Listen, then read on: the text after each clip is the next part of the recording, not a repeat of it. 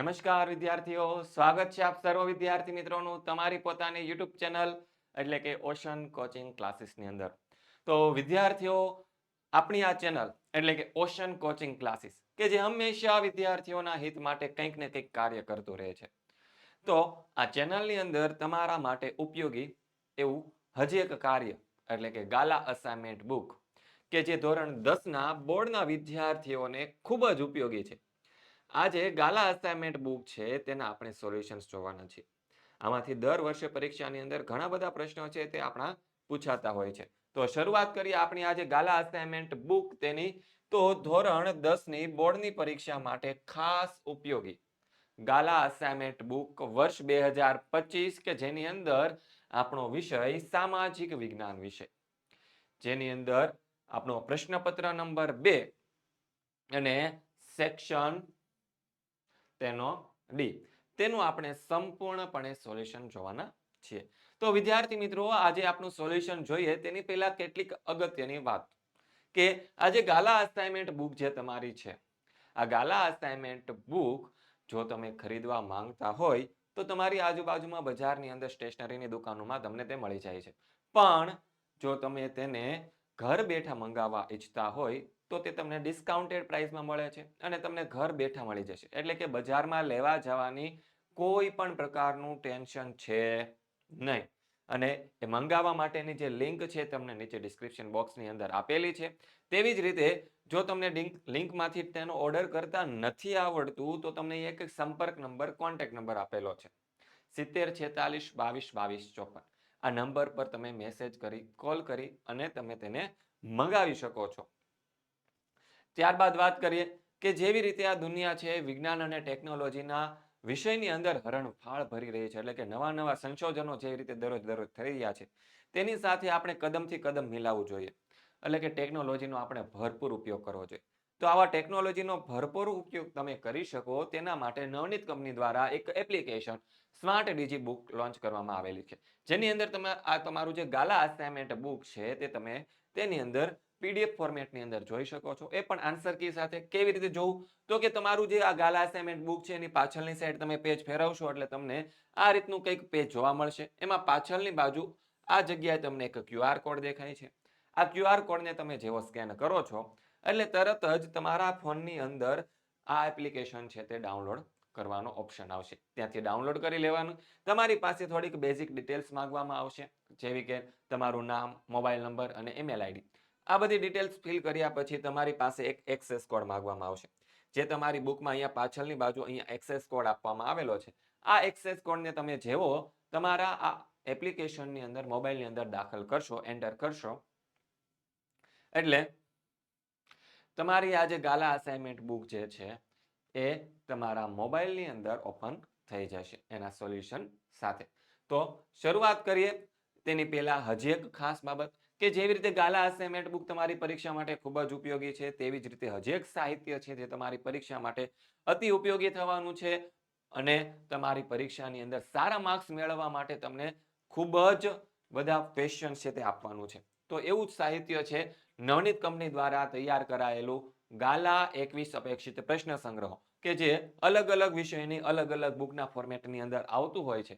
તો આજે ગાલા 21 અપેક્ષિત પ્રશ્ન સંગ્રહો છે તે અલગ અલગ 7 વિષયોની અંદર બહાર પાડવામાં આવેલી છે ધોરણ 10 માટે. આ 7 વિષય છે: ગુજરાતી, હિન્દી, ઇંગ્લિશ, સંસ્કૃત, વિજ્ઞાન, ગણિત અને સામાજિક વિજ્ઞાન. આ 7 વિષયની જે ગાલા અસાઇનમેન્ટ બુક છે તેમાંથી તમે તમારા મનપસંદ વિષયની જે ગાલા 21 અપેક્ષિત પ્રશ્ન સંગ્રહો છે તે તમે મંગાવી શકો છો. અને તેમાંથી મનપસંદ વિષયને જો તમે ગાલા અસાઇનમેન્ટ બુક ગાલા 21 અપેક્ષિત પ્રશ્ન સંગ્રહો મંગાવો છો અને તમે જો ખરીદી છે 300 રૂપિયાથી વધારેની કરો છો તો તમને 15% જેટલું ડિસ્કાઉન્ટ મળે છે. અને 15% ડિસ્કાઉન્ટ મેળવવા માટેનો પ્રોમો કોડ છે NAV15. અને જો તમારું ખરીદી છે એ 500 રૂપિયાથી વધારે થાય, એટલે કે તમારું બિલ છે 500 રૂપિયાથી વધારેનું બને છે, તો તમને તેમાં ફ્લેટ 20% ડિસ્કાઉન્ટ મળવાનું છે. એના માટેનો પ્રોમો કોડ છે NAV20. અને જો તમને એવું થાય કે મારે હજી વધારે ડિસ્કાઉન્ટ જોઈએ છે અને તમે સાથે 7 વિષયની જો મંગાવી લ્યો છો ગાલા 21 અપેક્ષિત પ્રશ્ન સંગ્રહો, તો તમને એની સાથે આપણી આજે ગાલા અસાઇનમેન્ટ બુક છે તે તદ્દન ફ્રીમાં મળી જવાની છે. તો ફટાફટ આજે ગાલા 21 અપેક્ષિત પ્રશ્ન સંગ્રહો છે તે અને ગાલા અસાઇનમેન્ટ બુક છે તે ફટાફટ ઓર્ડર કરી લેજો, જેથી કરીને તમે પરીક્ષાની અંદર ભવ્યથી ભવ્ય એવી સફળતાઓ મેળવી શકો. અને ઓર્ડર કરવા માટેની જે લિંક છે તમને નીચે ડિસ્ક્રિપ્શન બોક્સની અંદર આપવામાં આવેલી છે.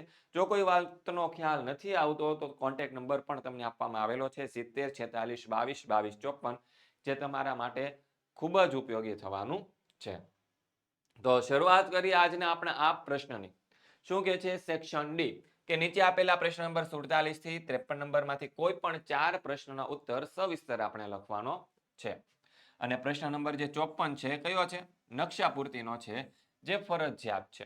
અને પ્રત્યેકના 4 ગુણ છે ને આપણો આ સેક્શન ડી છે એ કેટલા ગુણનો થવાનો છે? 20 ગુણનો થવાનો છે. કેટલા ગુણનો થવાનો છે? 20 ગુણનો આખો આ સેક્શન છે તે થવાનો છે. તો વિદ્યાર્થી મિત્રો શરૂઆત કરીએ તેની પહેલા એક તમને ખાસ સૂચના જણાવી દઉં કે આપણું આ જે ગાલા અસાઇનમેન્ટ બુક છે ને એમાં દરેક પ્રશ્નની પછી એક એક્સ્ટ્રા ક્વેશ્ચન એવો ક્વેશ્ચન કરીને પણ કેટલાક પ્રશ્ન મૂકેલા છે કે જેના કારણે તમે પરીક્ષાની સારી એવી તૈયારીઓ કરી શકો. તો શરૂઆત કરીએ આપણો પહેલો પ્રશ્ન એટલે કે સેક્શન ડી નો પ્રશ્ન નંબર 47 કે શું કહે છે કે પ્રાચીન ભારતે ખગોળ વિદ્યામાં આપેલું પ્રદાન જણાવો. કઈ વિદ્યાની અંદર આપેલું પ્રદાન જણાવવાનું છે આપણે? ખગોળ વિદ્યામાં. તો કે પ્રાચીન ભારતે ખગોળ વિદ્યામાં આપેલું પ્રદાન નીચે પ્રમાણે છે કે બધા શાસ્ત્રોમાં જે ખગોળ શાસ્ત્ર છે તે સૌથી પ્રાચીન શાસ્ત્ર છે. ભારતની અંદર જેટલા પણ શાસ્ત્રો રચાયા એમાં સૌથી જૂનું શાસ્ત્ર કયું છે? ખગોળ શાસ્ત્ર. ભારતની પ્રાચીન વિદ્યાપીઠોમાં ખગોળ શાસ્ત્રનો પદ્ધતિસર અને ઊંડાણપૂર્વક અભ્યાસ કરાવવામાં આવતો હતો. ગ્રહો અને તેમની ગતિ, નક્ષત્રો અને અન્ય અવકાશીય ગ્રહો વગેરે પરથી ગણતરી કરીને ખગોળને લગતી માહિતી એકત્ર કરવામાં આવતી હતી. આપણે એવું કહેતા હોય ને ઘણીવાર કે ભાઈ મંગળ છે એ આ રાશિમાં પ્રવેશ કરવાનો છે, શુક્ર ગ્રહ છે આ રાશિમાં પ્રવેશ કરવાનો છે. તો એ બધી વાત છે એ ગ્રહો અને તેમની ગતિ, પછી અલગ અલગ નક્ષત્ર જે હોય છે, રેવતી નક્ષત્ર, પુષ્ય નક્ષત્ર, આવા અલગ અલગ જે નક્ષત્રો હોય છે તેની બાબતો અને અવકાશીય ગ્રહો જેની ગતિ વિશે અભ્યાસ કરીને તેનો ઊંડાણપૂર્વક અભ્યાસ કરવામાં આવતો હતો ને એની માહિતી જે છે એકત્રિત કરવામાં આવતી હતી. મહાન ખગોળવેત્તા અને જ્યોતિષ શાસ્ત્રી કોણ હતા? તો કે વરાહ મિહિર. તો આ જે વરાહ મિહિર છે તેણે એક ગ્રંથ લખેલો છે જેનું નામ છે પંચ સિદ્ધાંતિકા. આ જે પંચ સિદ્ધાંતિકા જે ગ્રંથ છે તેની અંદર જ્યોતિષ અને ખગોળ શાસ્ત્ર વિશે પ્રમાણભૂત માહિતીઓ આપણને આપેલી છે. અને ગ્રહો પરથી આપણું જે રાશિફળ પ્રમાણે જ્યોતિષ ફલિત કરવામાં આવતું હતું. આ જે ગ્રહો છે તેના પરથી રાશિફળ અને જ્યોતિષ છે એટલે કે જે આપણા જ્યોતિષ પાસે જઈએ ને આપણી હાથની રેખાઓ જોવે ને એમ કે ભાઈ તમારે અંદર ધનનો દોષ છે તો તમારે કંઈક આટલા યજ્ઞ કરાવવા પડે. આ બધી બાબતો જે છે તે જ્યોતિષ ફલિત કરવામાં આવતું હતું. અને ગુપ્ત યુગના મહાન ખગોળ શાસ્ત્રી કોણ હતા? તો કે આર્યભટ્ટ સૌ પ્રથમ પ્રતિપાદિતનો અર્થ થાય છે સાબિત કર્યું હતું કે પૃથ્વી પોતાની ધરી ઉપર ફરે છે. પૃથ્વી પોતાની શું કરે છે? ધરી ઉપર ફરે છે. અને ચંદ્રગ્રહણ પૃથ્વીના પડછાયા વડે થાય છે. આ ચંદ્રગ્રહણ છે તે કેવી રીતે થાય છે? તો કે પૃથ્વીના પડછાયા વડે, એટલે કે પહેલા સૂર્ય પછી પૃથ્વી અને પૃથ્વીના પાછળના ભાગમાં જ્યારે ચંદ્ર આવી જાય ત્યારે ચંદ્રગ્રહણ થાય. તો આવી બધી બાબતો છે આપણને આર્યભટ્ટે કીધી હતી. અને આ વિદ્વાનોની બાબતને અજરફ કહેવામાં હતા. પછી ખગોળ વિજ્ઞાન ક્ષેત્રે આર્યભટ્ટનું જે મહત્વ છે, કોનું મહત્વ છે? આર્યભટ્ટનું મહત્વ તે યોગદાન છે. તેથી ભારતના પ્રથમ ઉપગ્રહનું નામ છે આર્યભટ્ટ રાખવામાં આવેલું હતું. તો કે ખગોળ વિજ્ઞાન ક્ષેત્રે આજે આપણા આર્યભટ્ટ નામના જે ખગોળ શાસ્ત્રી હતા તેનું મહત્વ ખૂબ જ વધારે હતું. આથી આપણો જે ભારત દેશે જે આપણો પ્રથમ ઉપગ્રહ છોડ્યો હતો જે રશિયા દેશની મદદથી આપણે છોડેલો હતો અને તેનું નામ આપણે શું રાખ્યું હતું? આર્યભટ્ટ. અને બ્રહ્મગુપ્ત નામના વૈજ્ઞાનિકે બ્રહ્મ સિદ્ધાંત નામનો ગ્રંથ રચ્યો છે. બ્રહ્મગુપ્ત નામના જે વૈજ્ઞાનિક હતા તેને કયો ગ્રંથ લખ્યો છે? બ્રહ્મ સિદ્ધાંત નામનો ગ્રંથ રચ્યો હતો. અને તેમને તેમના ગુરુત્વાકર્ષણના નિયમો દર્શાવ્યા હતા. અને બ્રહ્મ સિદ્ધાંત ગ્રંથની અંદર તેને કયા નિયમો દર્શાવ્યા હતા? ગુરુત્વાકર્ષણના નિયમો દર્શાવ્યા હતા. આ ન્યૂટન તો આ બધા પછી આવ્યા. આપણા જે આ જે જ્યોતિષ શાસ્ત્રીઓ હતા, ખગોળ શાસ્ત્રીઓ હતા, આ બધી બાબતો આપણને વર્ષો પહેલા આપણને આ બધી સાબિત કરીને આપી દીધી હતી. ન્યૂટને તો પછી આપણને કીધું કે ભાઈ ગુરુત્વાકર્ષણ નામની કંઈક વસ્તુ હોય છે. ખ્યાલ આવ્યો? તો આપણું આ જે ભારત દેશ છે તે સાંસ્કૃતિક દ્રષ્ટિએ, વૈજ્ઞાનિક દ્રષ્ટિએ, ગણિત શાસ્ત્રની દ્રષ્ટિએ ખૂબ જ આગળ હતો. પણ આપણે એ બધી વસ્તુ ભૂલી ગયા હતા. એના કારણે આપણે છે પાછળ રહી ગયા ને આપણી ઉપર ઘણી બધી પ્રજાઓ આવીને ગુલામી કરીને જતી રહી. આપણને ગુલામ બનાવીને જતી રહી છે. ચાલો આગળ 48 નંબરનો પ્રશ્ન. પ્રાચીન ભારતે ગણિત શાસ્ત્રમાં સાધેલી પ્રગતિ વિશે નોંધ લખો. તો આપણને ગણિત શાસ્ત્રની અંદર સાધેલી પ્રગતિ વિશે આપણે વાત કરવાની છે. તો એમાં સૌથી ગણિત શાસ્ત્ર નામ આવે એટલે સૌથી પહેલું નામ આવે આર્યભટ્ટનું. કેમ કે આર્યભટ્ટે શેની શોધ કરી હતી?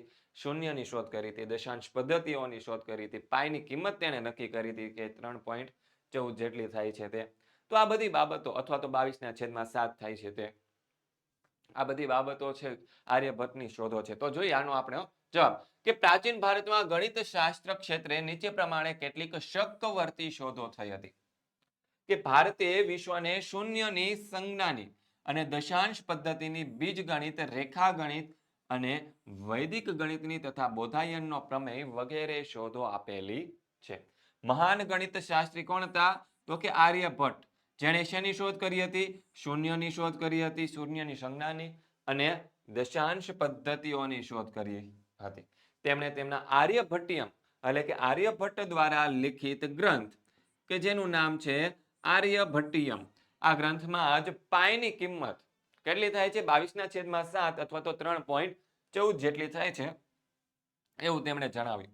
અને તેમણે પ્રતિપાદિત કરેલું છે. પ્રતિપાદિત કરેલું છે એટલે કે સાબિત કરેલું છે. કઈ આમને એને કઈ નથી દીધું કે ભાઈ એને મજા આવી, હાલો ભાઈ પાઈની કિંમત કેટલી થાય છે? તો કે 3.14 થાય છે. એવું એને કઈ નથી દીધેલું, એને સાબિત કરીને કીધેલું છે. કે પ્રતિપાદિત એટલે કે સાબિત કરેલું છે કે ગોલક એટલે કે કોઈ પણ ગોળો હોય તેના પરિઘ અને વ્યાસના ગુણોત્તરને દર્શાવતો અચલાંક એટલે શું થાય? એટલે કે પરિઘ અને જે વ્યાસનો જે ગુણોત્તર થાય છે એને આપણે પાઈ કહીએ છીએ. આગળ આર્યભટ્ટે તેમના ગ્રંથોમાં ભાગાકારની આધુનિક પદ્ધતિ, શેની આધુનિક પદ્ધતિ? ભાગાકારની આધુનિક પદ્ધતિ, ગુણાકાર, ભાગાકાર, સરવાળા, બાદબાકી, વર્ગમૂળ, ઘનમૂળ વગેરે અષ્ટાંગ પદ્ધતિની માહિતી આપણને આપેલી છે. તેથી આર્યભટ્ટને ગણિત શાસ્ત્રના પિતા કહેવામાં આવે છે. જો આ પ્રશ્ન છે ને 1 માર્ક્સમાં પૂછાઈ શકે છે કે ગણિત શાસ્ત્રના પિતા કોને કહેવામાં આવે છે? ગણિત શાસ્ત્રના પિતા કોને કહેવામાં આવે છે? તો 1 માર્ક્સમાં MCQ ની અંદર, ખાલી જગ્યાની અંદર, ખરા ખોટાની અંદર અથવા તો જોડકાની અંદર પૂછી શકાય તેવો પ્રશ્ન છે કે ગણિત શાસ્ત્રના પિતા એટલે કોણ? આર્યભટ્ટ. આર્ય સિદ્ધાંત ગ્રંથમાં તેમણે જ્યોતિષ શાસ્ત્રના મૂળ સિદ્ધાંતોને સંક્ષેપમાં વર્ણવ્યા છે. કયો? તો કે આર્ય સિદ્ધાંત ગ્રંથ છે તેની અંદર જ્યોતિષ શાસ્ત્રનો જે મૂળ સિદ્ધાંત છે તેને સંક્ષેપમાં એટલે કે રીતસરનો, જે એકદમ કહી શકાય કે સંક્ષેપમાં લાંબી રીતે આપણને વર્ણવેલો છે.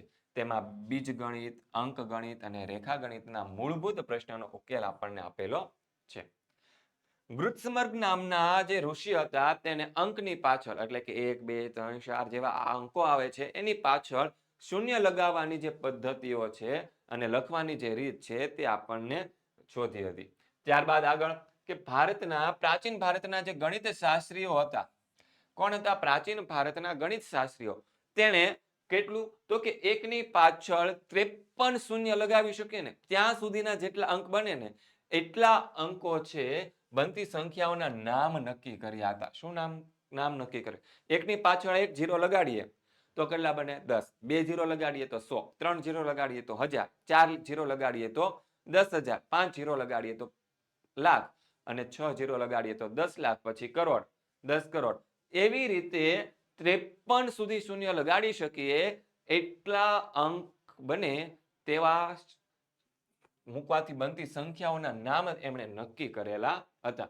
અને આગળ મોહેન્જો-દડો અને હડપ્પાના જે અવશેષોમાં માપવા અને તોલવા માટેના જે સાધનોમાં છે એ દશાંશ પદ્ધતિ હતી. તેનો પરિચય પ્રાચીન સમયની અંદર મેઘાતિથિ નામના ગણિત શાસ્ત્રીએ આપ્યો હતો. કોણે આપ્યો હતો? મેઘાતિથિ નામના જે ગણિત શાસ્ત્રી. અને ઈસવીસન 1150માં મહાન ગણિત શાસ્ત્રી એક થઈ ગયા જેનું નામ હતું ભાસ્કરાચાર્ય. આ ભાસ્કરાચાર્યએ લીલાવતી ગણિત નામનો એક ગ્રંથ લખેલો છે.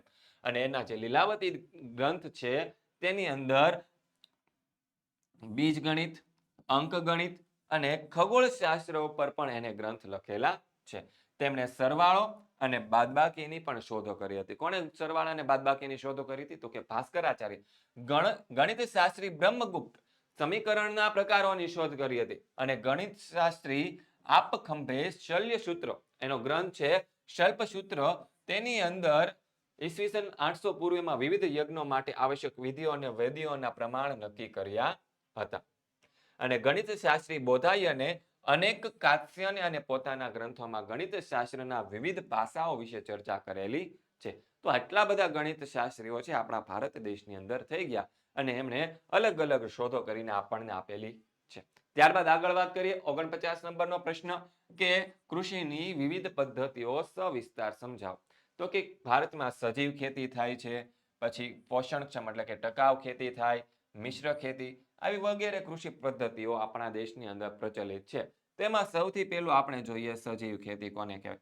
તો કે જે કૃષિ પદ્ધતિની અંદર યુરિયા કે બીજા કોઈ પણ પ્રકારના રાસાયણિક ખાતરો અને જંતુનાશક દવાનો ઉપયોગ કરવામાં આવતો નથી, તેને શું કહેવામાં આવે છે? સજીવ ખેતી કહેવામાં આવે છે. અને તેમાં જમીનના પોષણ માટે શું નાખવામાં આવે છે? તો કે છાણિયું ખાતર નાખવામાં આવે છે, પછી અળસિયાનું ખાતર નાખવામાં આવે છે અને કમ્પોસ્ટ ખાતર વાપરવામાં આવે છે. એમાં રાસાયણિક ખાતરનો કોઈ પણ જગ્યાએ ઉપયોગ કરવામાં આવતો નથી. તેમાં પાકના સંરક્ષણ માટે એટલે કે પાકને જંતુનાશક દવાની જગ્યાએ શું યુઝ કરવામાં આવે છે, શું વાપરવામાં આવે છે? તો કે ગૌમૂત્ર, લીમડાનું દ્રાવણ, છાશ, આવી બધી વસ્તુઓનો ઉપયોગ કરવામાં આવે છે. સજીવ ખેતી એટલે કે જૈવિક ખેતી જે છે તેની પેદાશો કેવી હોય છે? પોષણયુક્ત હોય છે. એની અંદર ખૂબ મોટી માત્રામાં આપણને પોષણ મળી રહે છે અને તેમાં કુદરતી સ્વાદ, મીઠાશ અને સોડમ એટલે કે સુગંધ હોય છે. તેમાં ખનિજ, વિટામિન અને જીવશક્તિ આપતા તત્વો હોય છે અને સજીવ ખેતીની પેદાશોની માંગ ખૂબ જ રહે છે. તેથી ખેડૂતોને તે આર્થિક વળતર એટલે કે આવી જે સજીવ ખેતી દ્વારા જે પાક ઉત્પાદન થયેલો હોય તેની માંગ લોકોની અંદર ખૂબ વધારે હોય છે અને તેથી તે ખેડૂતને કેવું શું આપે છે? આર્થિક વળતર એટલે કે આર્થિક રીતે સમૃદ્ધ બનાવે છે. આગળ બીજો સવાલ છે ટકાઉ ખેતી એટલે શું? તો કે ટકાઉ ખેતી એટલે શું? તો કે આ ખેતીમાં જમીનની ફળદ્રુપતા લાંબા સમય સુધી જાળવવા માટે પાકની ફેરબદલી, પોષણ માટે રાસાયણિક ખાતરોનો જરૂર પૂરતો જ ઉપયોગ, પછી કીટક અને નીંદણ નિયંત્રણ માટે જંતુનાશકને બદલે જૈવિક નિયંત્રક અને જળ સંરક્ષણ વગેરે બાબતોની પૂરતી કાળજી લેવામાં આવે છે. આગળ ત્રીજું છે મિશ્ર ખેતી. તો કે આ પ્રકારની ખેતીમાં ખેતીની સાથે સાથે શું કરવામાં આવે છે? તો કે પશુપાલન કરવામાં આવે છે, મરઘા બતકા ઉછેર, મધમાખી ઉછેર, મત્સ્ય ઉછેર, આવી બધી પ્રવૃત્તિઓ છે ખેતીની સાથે સાથે કરવામાં આવે તેને શું કહેવામાં આવે છે? તો કે મિશ્ર ખેતી કહેવામાં આવે છે. ત્યારબાદ આગળ જોઈએ કે એક્સ્ટ્રા ક્વેશ્ચન આપણને આપેલો છે કે કૃષિના પ્રકારો વિશે નોંધ લખો. ભારતમાં મુખ્ય કૃષિના 6 પ્રકારો છે. કેટલા પ્રકારો છે? 6 પ્રકારો છે. સૌથી પહેલું છે જીવન નિર્વાહ ખેતી, બીજું છે સૂકી ખેતી, ત્રીજું છે આદ્ર ખેતી, ચોથું છે સ્થળાંતરિત ખેતી, પાંચમું છે બાગાયતી ખેતી અને છઠ્ઠું છે એ છે સઘન ખેતી. તો આવા ટોટલ 6 પ્રકાર છે ખેતીના, એ જોવાના છે. સૌથી પહેલું છે જીવન નિર્વાહ ખેતી. તો કે જે ખેતીની અંદર જે ઉત્પાદન થાય છે એ ખેડૂતોના જીવન નિર્વાહ એટલે કે ખેતરની અંદર જેટલું કંઈ પણ ઉત્પાદન થયું છે તે ખેડૂત પોતાના કુટુંબ અને પરિવારના જીવન નિર્વાહ માટે જ વપરાય જાય એટલે કે ભરણ પોષણમાં જ વપરાય જાય તે ખેતીને જીવન નિર્વાહ ખેતી અથવા તો એનું બીજું નામ છે આત્મનિર્વાહ ખેતી કહેવામાં આવે છે. આજે ભારતની અંદર મોટા ભાગના વિસ્તારમાં જીવન નિર્વાહની પ્રવૃત્તિ ગણાય છે. ખેતી છે એ જીવન નિર્વાહ માટેની જ પ્રવૃત્તિ ગણવામાં આવે છે કારણ કે ખેડૂતોના જે ખેતરોના કદ છે તે કેવા છે? નાના છે. આથી ખેડૂત છે જેટલું પણ ખેતીનું ઉત્પાદન કરે છે તેના જીવન પોષણમાં જ વપરાઈ જાય છે. ભારતના મોટા ભાગના ખેડૂતો પાસે શું છે? બહુ નાના ખેતરો છે અને કેટલાક પાસે તો છૂટાછવાયા જમીનના ટુકડાઓ છે અને તથા સિંચાઈની પૂરતી ઉપલબ્ધતા નથી.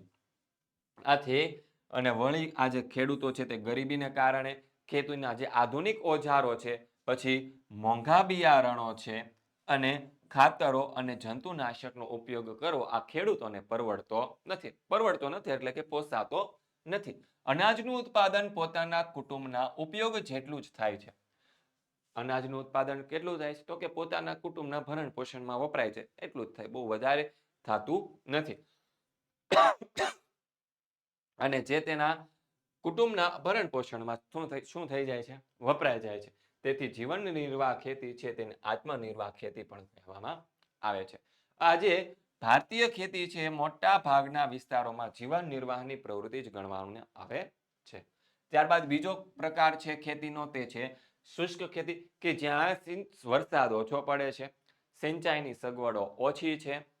આવા જે વિસ્તારો છે ત્યાં જે ખેતી કરવામાં આવે છે અને માત્ર વરસાદ પર જ આધારિત હોય, આવા વિસ્તારોમાં સૂકી ખેતી કરવામાં આવે છે. અને જે વિસ્તારોની અંદર સૂકી ખેતી કરવામાં આવે છે ત્યાં વર્ષ દરમિયાન માત્ર એક જ પાક લેવામાં આવે છે. એટલે કે આ ખેતીનો આધાર જમીનમાં સચવાતા ભેજ પર રહેતો હોવાથી વર્ષમાં માત્ર શું થાય છે, એક જ પાક લેવાય છે. અને આ પ્રકારની ખેતીમાં કયા કયા પાક લેવાય, તો કે જુવાર, બાજરી અને કઠોળના પાકોની ખેતી થાય. અને ગુજરાતની અંદર જે ભાલ પ્રદેશ આવેલો છે, કયો પ્રદેશ આવેલો છે, ભાલ પ્રદેશ, ત્યાં વરસાદ પડ્યા બાદ વરસાદ પૂરો થાય પછી જે જમીનની અંદર રહેલો જે ભેજ હોય છે ત્યાં આવી રીતે ચણા અને કઠોળની ચોમાસું પૂરું થઈ જાય આ રીતે ઘઉં અને ચણાની ખેતીનો પાક લેવામાં આવે છે. આગળ ત્રીજો સવાલ છે આદ્ર ખેતી. આદ્ર ખેતી એટલે કે ભીની ખેતી, કે જ્યાં વધારે વરસાદ પડે છે, સિંચાઈની પૂરતી સગવડતાઓ છે, ત્યાં આદ્ર એટલે કે ભીની ખેતી કરવામાં આવે છે. વરસાદ ન પડે અથવા તો ઓછો પડે ત્યારે સિંચાઈની સગવડતા પૂરતા પ્રમાણમાં હોવાથી ત્યાં શું થાય છે, વધુ એક કરતા વધારે પાક લઈ શકાય છે. અને અહીં ડાંગર, શેરડી, કપાસ, ઘઉં અને શાકભાજી આવા બધા પાકોની ખેતીઓ કરવામાં આવે છે. ચોથો સવાલ છે સ્થળાંતરિત ખેતી. તો કે ગીચ જંગલ પ્રદેશ હોય ને ત્યાં સ્થળાંતરિત પ્રકારની ખેતી થાય. તો કે જંગલોને કાપીને એને સાફ કરીને ત્યાં ખેતી કરવામાં આવે અને 2 કે 3 વર્ષ પછી જ્યારે જમીનની ફળદ્રુપતા ઓછી થઈ જાય ત્યારે એ સ્થાન મૂકીને બીજી જગ્યાએ એવી જ રીતે ખેતી કરવામાં આવે, તેને આપણે સ્થળાંતરિત અથવા તો ઝૂમ પ્રકારની ખેતી કહેવામાં આવે છે. અહીં મોટા ભાગે જે સ્થળાંતરિત ખેતી જ્યાં થતી હોય છે ત્યાં મોટા ભાગે શું હોય છે, ધાન્ય પાકો અને શાકભાજી અને કઠોળની ખેતી કરવામાં આવે છે. અને આ જે ખેતી હોય છે ઝૂમ પ્રકારની ખેતી, તેમાં હેક્ટર દીઠ ઉત્પાદન કેવું હોય છે, ઓછું હોય છે. પછી પાંચમો સવાલ કે બાગાયતી ખેતી, કે સામાન્ય રીતે લાંબા સમય સુધી ઉત્પાદન આપતા પાકોના ઉછેર માટે મોટા બગીચા અને વાડીઓનો ઉપયોગ થતો હોવાથી આ ખેતીને બાગાયતી ખેતી કહેવામાં આવે છે. તેમાં પાકોનું સંવર્ધન ઘણી માવજત અને ચીવટપૂર્વક કરવામાં. પાકોનું સંવર્ધન કેવી રીતે કરવામાં આવે છે, ઘણી માવજતપૂર્વક અને ચીવટપૂર્વક. તેના માટે શું જરૂર પડે છે, તો કે મૂડી એટલે કે પૈસાની જરૂર પડે છે. સુદૃઢ આયોજન, ટેકનિકલ જ્ઞાન, યંત્રો, ખાતરો, સિંચાઈ, પરીક્ષણ, સંગ્રહણ અને પરિવહનની પૂરતી સગવડો વગેરેની જરૂર પડે છે. અહીંયા ચા, કોફી, કોકો, સિંકોના, રબર, નારિયેળી, ફળ ફળાદી વગેરેના પાક લેવામાં આવે છે. આ ઉપરાંત અહીંયા કેરી, સફરજન, સંતરા, દ્રાક્ષ, લીંબુ, ખારેક એટલે કે ખજૂર, ખલેલા વગેરે પાકોની ખેતી કરવામાં આવે છે. છેલ્લી ખેતી છે એનું નામ છે સઘન ખેતી, કે જ્યાં સિંચાઈની સારી સગવડો છે, કે જ્યાં ખેડૂતો વર્ષમાં 1 થી વધુ પાક લઈ શકે છે, ત્યાં આ સઘન ખેતી છે તે સારું કૃષિ ઉત્પાદન આપી શકે છે. તેથી ઊંચી જાતના બિયારણો, ખાતરો, જંતુનાશક દવાઓ અને યંત્રોનો કૃષિમાં ઉપયોગ કરે છે અને વધુને વધુ પ્રકારે ઉત્પાદન મેળવે છે. અને આ પ્રકારની ખેતીને શું કહેવામાં આવે છે, સઘન ખેતી કહેવામાં આવે છે. આ ખેતીમાં રોકડિયા પાકોનું ઉત્પાદન છે તે વધારે થાય છે અને તેમાં હેક્ટર દીઠ ઉત્પાદનમાં ખૂબ વધારો થાય છે. અને સઘન ખેતી હેઠળ વાવેતર વિસ્તાર સતત વધતો જાય છે. અને આ જે સઘન ખેતી છે તેમાં આર્થિક વળતરને વધુ મહત્વ આપતા હોવાથી તેને વ્યાપારી ખેતી પણ કહેવામાં આવે છે. કેવી ખેતી કહેવામાં આવે છે, વ્યાપારી ખેતી. ત્યારબાદ આગળનો પ્રશ્ન આપણે જોઈએ તે પહેલા તમારા માટે એક સરસ મજાની વાત. શું છે સરસ મજાની વાત, તો કે તમારી ધોરણ 10 ની બોર્ડની પરીક્ષાઓ છે એ ખૂબ નજીક આવી રહી છે. 27 તારીખથી તમારી બોર્ડની પરીક્ષાઓ શરૂ થવા જઈ રહી છે. 3 તારીખે તમારું સામાજિક વિજ્ઞાન વિષયનું પેપર છે. તો સામાજિક વિજ્ઞાન વિષયમાં કઈ રીતે તૈયારી કરવી, કેવી રીતે તૈયારી કરશો એ જાણવા માટે એક આઈએમપી બેચ છે તે આપણી ચેનલ ઓશન કોચિંગ ક્લાસીસ દ્વારા બનાવવામાં આવેલું છે. આજે ઓશન કોચિંગ ક્લાસીસ દ્વારા જે કંઈ પણ આઈએમપી બેચ બનાવવામાં આવેલી છે તેની અંદર જો તમારે જોઈન્ટ થવું હોય તો કોન્ટેક્ટ નંબર તમને અહીં આપવામાં આવેલો છે 7046222254. શું ફાયદાઓ છે, તો કે પ્રકરણ પ્રમાણે આઈએમપી પ્રશ્નોનું તમને રિવિઝન કરવા મળશે. શું કરવા મળશે, પ્રકરણ પ્રમાણે આઈએમપી પ્રશ્નોનું રિવિઝન થઈ જશે. લાઈવ લેક્ચર અને રેકોર્ડેડ લેક્ચર તમને અહીંયાથી મળી જવાના. એક તો લાઈવ લેક્ચર મળવાના છે અને લાઈવ લેક્ચર જ્યારે પૂરો થાય એ રેકોર્ડેડ સ્વરૂપે તમને મળી જવાના. પછી આકર્ષક પ્રેઝન્ટેશન સાથે તમને સમજાવટ મળી જવાની છે. PDF છે તે તમને સુપર ક્વોલિટીની મળવાની છે. ડાઉટ ક્લાસ અને બેકઅપ પ્લાન તમને મળવાના છે. શું મળવાનો છે? ડાઉટ ક્લાસ અને બેકઅપ પ્લાન. વોટ્સઅપની અંદર તમને 24 કલાક સપોર્ટ મળવાનો છે અને પ્રીવિયસ યર પેપર સોલ્યુશન એટલે કે ગયા વર્ષોના જે પેપર સોલ્યુશન છે એ પણ તમને અહીંથી મળી રહેવાના છે. અને આ જે કોર્સ છે તેની કિંમત છે માત્ર 399 રૂપિયા. કેટલી કિંમત છે? 399 રૂપિયા. આની અંદર તમને ઓફર મળશે. અમુક સમય અમે જ્યારે લાઈવ આવીશું ત્યારે તમને આમાં ઓફર મળતી રહેશે.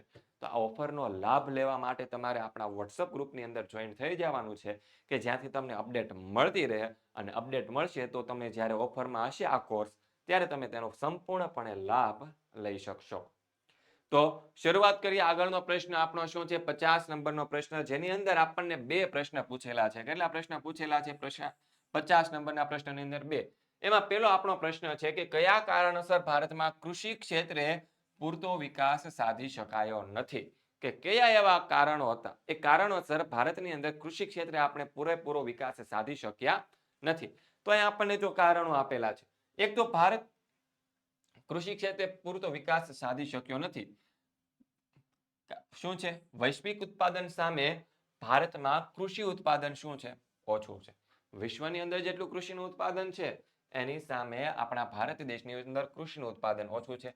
ભારતના ખેડૂતો મહેનતુ છે પણ તેમાંથી બહુ મોટા ભાગના ખેડૂતો છે એ કેવા છે? ગરીબ છે અને અભણ છે. અને તેમની ગરીબી અને નિરક્ષરતાને લીધે તેઓ નાના ખેતરો, ટ્રેક્ટરો માટે ટ્રેક્ટરો, થ્રેશર, પંપ વગેરે યાંત્રિક સાધનો વાપરવા કે વસાવા તેને શું પડે છે? મોંઘા પડે છે. અને પરિણામે શું થાય છે? કૃષિનું ઉત્પાદન વધારી શકાતું નથી. અને ભારતની ખેતી છે, કૃષિ છે તે મુખ્યત્વે વરસાદ ઉપર આધારિત છે. અને જ્યાં વરસાદ છે તે કેવો છે? અનિયમિત છે. ભારતની અંદર વરસાદ કેવો છે? અનિયમિત. ક્યારેક વધારે વરસે, ક્યારેક ઓછો વરસે અને અનિશ્ચિત છે. ક્યારે આવશે એ પણ નક્કી નથી. અને પરિણામે શું છે? કૃષિ ઉત્પાદન આપણને ઓછું થાય એવું આપણને જોવા મળે છે. દેશના કેટલાક ભાગોમાં કૃષિ માટે જરૂરી વરસાદ પડતો નથી. તેમજ સિંચાઈની પણ સગવડો પૂરતા પ્રમાણમાં નથી. આ ભાગોમાં કૃષિ પેદાશ ઓછી થાય છે. કયા ભાગોમાં? તો કે જ્યાં સિંચાઈની સગવડો નથી અને વરસાદ પણ ઓછો પડે છે તે વિસ્તારોની અંદર. અને દેશના માત્ર ભારત દેશની અંદર માત્ર 40% વાવેતર વિસ્તારને જ સિંચાઈની સુવિધાઓ મળે છે. બાકીના વિસ્તારમાં વર્ષમાં માત્ર કેટલા પાક લઈ શકાય? તો કે એક જ પાક લઈ શકાય છે. જ્યાં 40% વિસ્તારની અંદર સિંચાઈની સુવિધા છે ત્યાં એક કરતાં વધારે પાક લેવાય છે. બાકીના જે સિંચાઈની સુવિધા નથી ત્યાં લોકો છે વરસાદ ઉપર આધારિત ખેતી કરે છે અને તેથી ત્યાં છે સિંચાઈ પૂરતા પ્રમાણમાં લઈ શકાતી નથી. અને ભારતમાં થયેલા મોટા વસ્તી વધારાના કારણે ખેતરોના કદ શું થતા ગયા છે? નાના થતા જાય છે અને ખેતરોમાં કૃષિ ઉત્પાદન ઓછું થાય છે. અને ભારતના ખેડૂતો કૃષિ ઉત્પાદનો વધારવા માટે પ્રયોગાત્મક વલણ ધરાવતા નથી. તેઓ સુધારેલા બિયારણો, રાસાયણિક ખાતરો, આધુનિક કૃષિ મંત્રો, વૈજ્ઞાનિક કૃષિ પદ્ધતિઓ વગેરેનો ઓછો ઉપયોગ કરે છે. અને સમાજમાં ખેતીના વ્યવસાયનો દરજ્જો નીચો મનાતો હોવાથી શિક્ષિત લોકો આ વ્યવસાયમાં જોડાતા પણ નથી. ત્યારબાદ એમાં 50 નંબરના પ્રશ્નની અંદર શું છે? બીજો પ્રશ્ન કે કૃષિ સંશોધન ક્ષેત્રે રાષ્ટ્રીય કક્ષાએ કાર્ય કરતી સંસ્થાઓના નામ લખાવો. બે સંસ્થાઓ છે. એક છે ICAR અને બીજું છે DARE. ICAR નું પૂરું નામ છે Indian council of agriculture and research અને DARE નું નામ છે department of agriculture research and education. ત્યારબાદ આગળ 51 નંબરનો પ્રશ્ન. કેટલા નંબરનો પ્રશ્ન? 51 નંબરનો પ્રશ્ન કે વિશ્વ શ્રમ બજારનો ખ્યાલ છે તેને આપણે સ્પષ્ટ કરવાનો છે. કોનો ખ્યાલને આપણે સ્પષ્ટ કરવાનો છે? વિશ્વ શ્રમ બજારના ખ્યાલને આપણે સ્પષ્ટ કરવાનો છે. તો કે વિશ્વના દેશો પોતાના શ્રમિકો અને મજૂરોની પરસ્પર આપ-લે કરે તેને વિશ્વ શ્રમ બજાર આપણે કહીએ છીએ. આંતરરાષ્ટ્રીય કક્ષાએ જે શ્રમિકો છે એક દેશમાંથી બીજા દેશની અંદર રોજગારી, વેપાર ધંધા, ઉદ્યોગ, તાલીમ કે ઉચ્ચ અભ્યાસ માટે અને શૈક્ષણિક વ્યવસાયોની શોધમાં સ્થળાંતર કરે ત્યારે છે એ શું થાય છે? વિશ્વ શ્રમ બજારનો ખ્યાલ ઉદ્ભવે છે. હાલમાં ઉચ્ચ ટેકનિકલ જ્ઞાન અને ઉચ્ચ શિક્ષણની પદવીઓ મેળવવા માટે વિકસિત દેશોમાં જવાના વલણમાં અને પ્રમાણમાં નોંધપાત્ર વધારો થયો છે. વધુ શૈક્ષણિક જ્ઞાન અને કૌશલ્ય મેળવવા માટે તેમજ વધુ સુવિધા અને વધુ આવક અને વધુ સારી નોકરીની શોધમાં બુદ્ધિધનનું બહિર્ગમન એટલે કે એને બ્રેન ડ્રેઇન એ જે છે તે ઉદ્ભવે છે. શું ઉદ્ભવે છે? બ્રેન ડ્રેઇન ઉદ્ભવે છે. અને તે આંતરરાષ્ટ્રીય સ્થળે થતું બુદ્ધિધનનું શું છે? સ્થળાંતર છે. મોટા ઔદ્યોગિક એકમો પોતાની ઊંચી લાયકાત, જ્ઞાન, કૌશલ્યો ધરાવતા કર્મચારીઓને અદ્યતન જ્ઞાન અને ઉચ્ચ તાલીમ લેવા માટે પણ વિદેશો મોકલે છે. કોણ મોકલે છે? તો કે મોટા જે ઔદ્યોગિક એકમો ધરાવે છે તેના જે કર્મચારીઓ છે કે જે ઊંચી લાયકાત ધરાવે છે, જ્ઞાન ધરાવે છે અને કૌશલ્ય ધરાવે છે, એને હજી વધારે ઉચ્ચ તાલીમ આપવા માટે તેઓ વિદેશોમાં મોકલે છે. અને તે એક પ્રકારનું શું છે? આંતરરાષ્ટ્રીય સ્થળાંતર ગણી શકાય. આપણા દેશમાંથી જે બુદ્ધિશાળી અને પ્રતિભાશાળી વ્યક્તિઓ છે તેમજ તાલીમ પામેલા જે કુશળ કારીગરો છે તે અન્ય દેશોમાં થતા સ્થળાંતર અને સ્થાયી વસવાટના વધતા જતા પ્રમાણને લીધે દેશમાં બુદ્ધિશાળી અને ટેકનિકલ અને વૈજ્ઞાનિક માનસ ધરાવતા પ્રતિભાઓની ભારે ખોટ વર્તાય છે. ત્યારબાદ એક્સ્ટ્રા ક્વેશ્ચન આપણને આપેલો છે.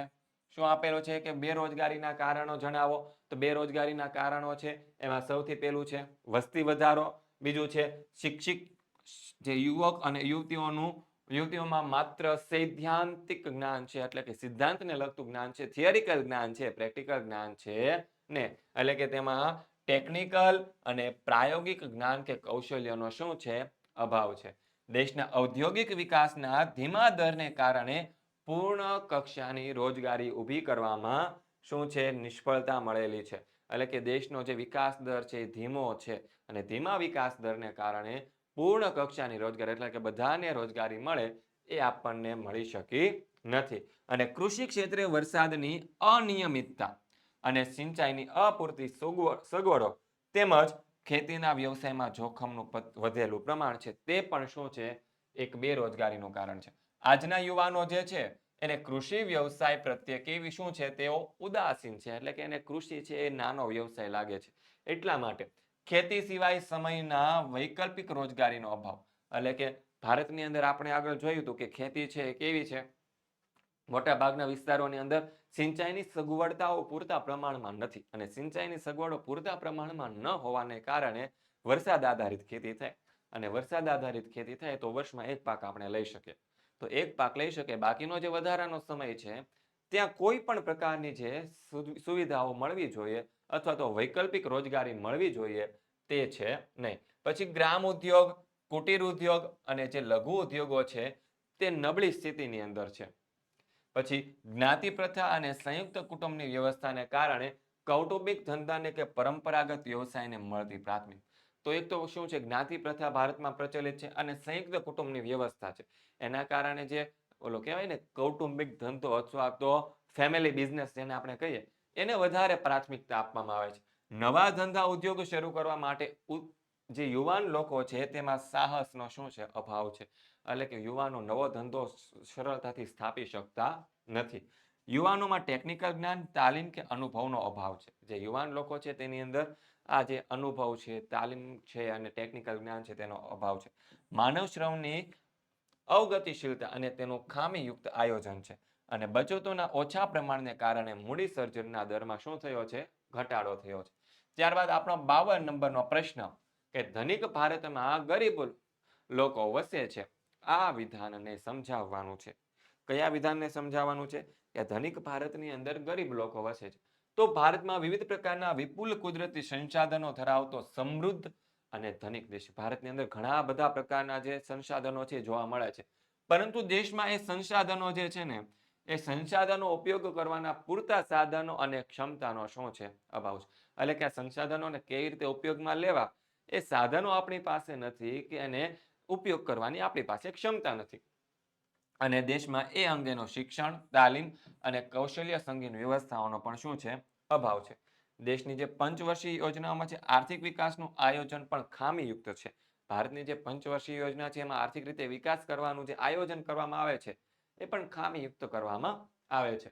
આમ ભારત વિપુલ કુદરતી સંસાધનો ધરાવતો ધનિક દેશ હોવા છતાં તેનો દેશની પ્રજાની સુખાકારી અને કલ્યાણ માટે યથોચિત ઉપયોગ આપણે કરી શક્યા નથી. પરિણામે દેશમાં ગરીબીનું પ્રમાણ ઘટ્યું નથી. આથી કહી શકાય કે આપણા ધનિક દેશની અંદર ગરીબ લોકો વસે છે.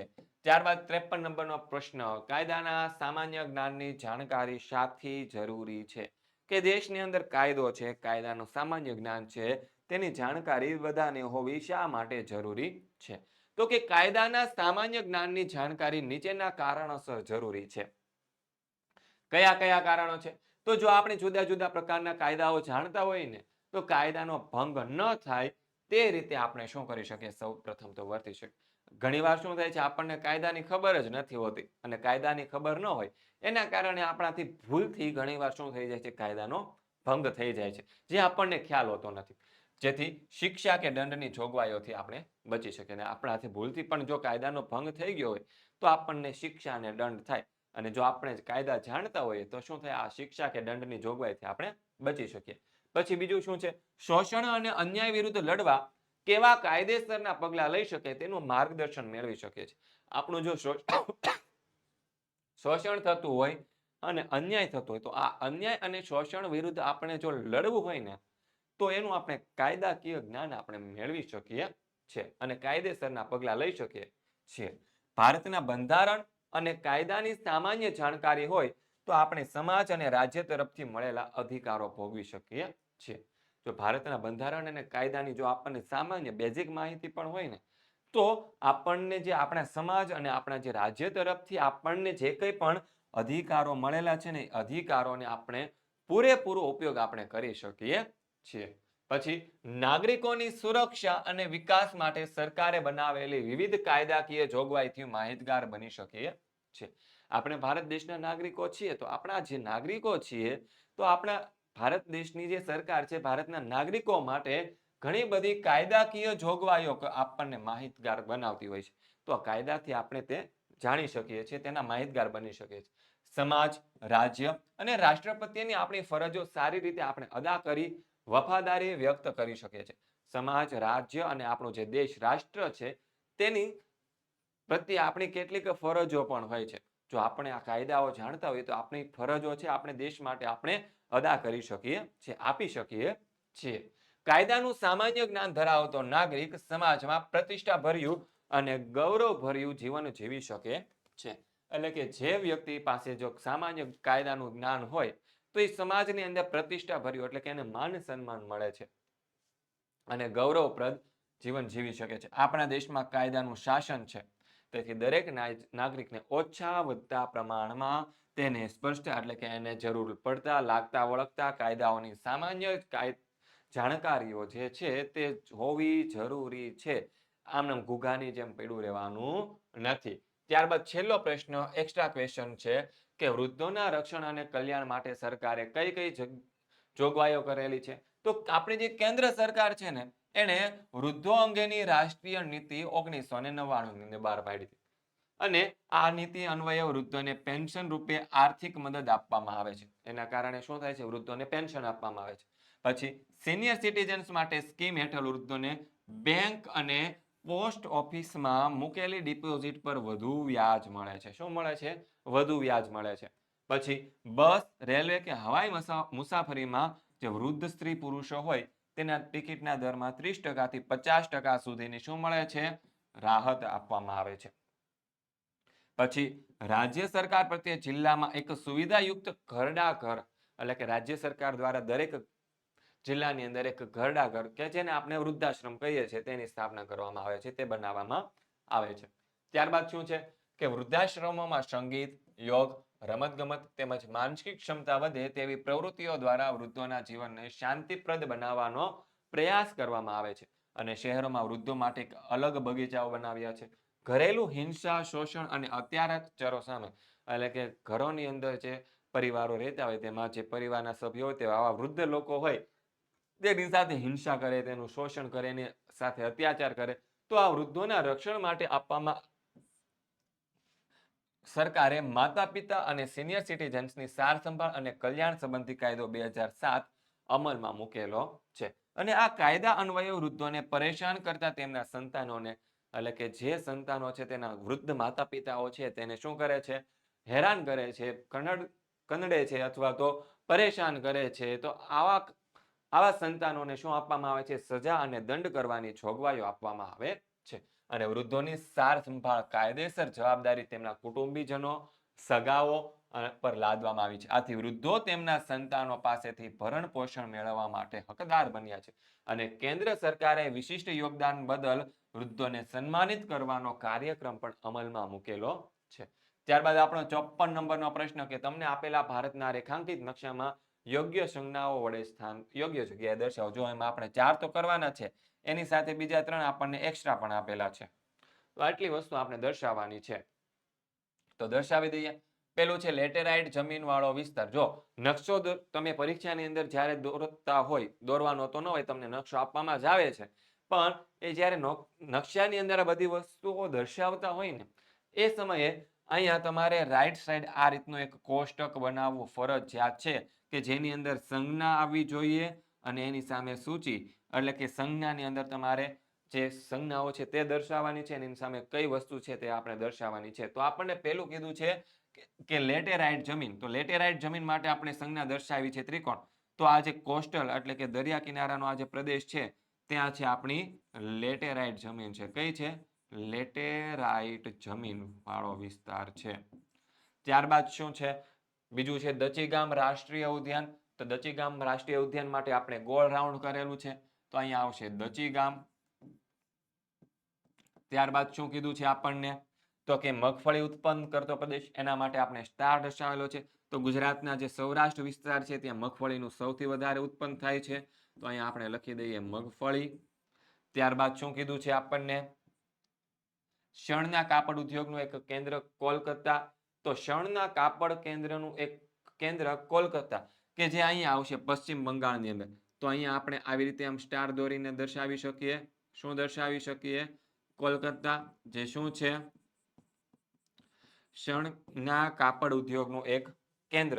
ત્યારબાદ શું છે? વન્યજીવ અભયારણ્ય એગુતર નિકાય. તો અહીંયા જે તેલંગાણા રાજ્ય છે ત્યાં આવશે એતુર નાગરમ. શું આવશે? એતુર નાગરમ, જે કયું છે? વન્યજીવ અભયારણ્ય છે. પછી શેરડી ઉત્પાદન કરતો પ્રદેશ, શેરડીનું સૌથી વધારે ઉત્પાદન છે એ ઉત્તર પ્રદેશ રાજ્યની અંદર થાય. તો અહીંયા આપણે દર્શાવી દઈએ શેરડી ઉત્પાદન કરતો એક પ્રદેશ. અને રેશમી કાપડ ઉદ્યોગનું કેન્દ્ર શ્રીનગર અથવા તો વારાણસી. એના માટે આપણે આવડો જે રાઉન્ડ છે એની અંદર બીજું રાઉન્ડ. તો અહીંયા આવશે આપણું શ્રીનગર. જે શાનું ઉત્પાદન કરે છે? તો કે રેશમી કાપડનું. અને અહીંયા વારાણસી ઉત્તર પ્રદેશની અંદર, ત્યાં પણ શું આવશે? તો કે રેશમી કાપડ ઉદ્યોગનું એક કેન્દ્ર છે તે. આમાં આપણે ખાલી સંજ્ઞાઓ દર્શાવવાની છે નકશાની અંદર. અહીંયા સંજ્ઞા અને સૂચિ બંને વસ્તુ લખવાની છે. આ તો મેં તમને સમજાય એટલા માટે મેં રેડ પેનથી લખીને આપેલું છે. ઓકે, ખ્યાલ આવી ગયો? તો આ હતું તમારું સરસ મજાનું પ્રશ્નપત્ર નંબર 2 નો સેક્શન ડી નું સોલ્યુશન. તો આવી રીતે સામાજિક વિજ્ઞાન વિષય છે તેના તમારે જો અપડેટ મેળવવા હોય, ઇંગ્લિશ વિષયના અપડેટ મેળવવા હોય, વિજ્ઞાનના અપડેટ મેળવવા હોય કે ગણિતના અપડેટ મેળવવા હોય તો આપણા WhatsApp ગ્રુપની અંદર જોઈન થઈ જવાનું છે, જેની લિંક તમને નીચે ડિસ્ક્રિપ્શનમાં આપવામાં આવેલી છે.